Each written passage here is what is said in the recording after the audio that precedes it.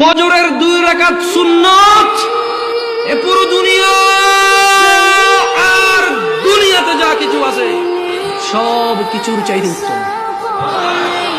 তাহলে যে 2 রাকাত সুন্নত পৃথিবীর চাইতে উত্তম, ওই 2 রাকাতের সুন্নতের পরে যে 2 রাকাত ফরজ রয়েছে, এই ফরজের আল্লাহু আকবার কি দিয়ে মিটাবা?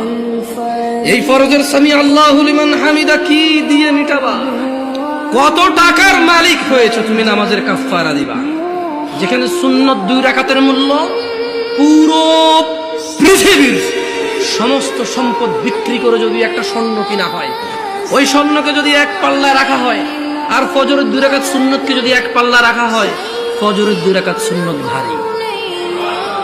ওই সুন্নত এত ভারী হলে ওই ফজরের নামাজের ফরজ যেটা তুমি ঘুমের মধ্যে কাটিয়ে দাও, ওই 2 রাকাত ফরজের আল্লাহু আকবার সামি আল্লাহু লিমান হামিদা আত-তাহিয়াতু সুবহান রাব্বিয়াল আযীম সুবহান রাব্বিয়াল আলা কি দিয়ে কিনবা? তুমি কি কয় টাকার মালিক হয়েছে যে 2 রাকাত সুন্নতি পুরো পৃথিবীর চাইতে উত্তম?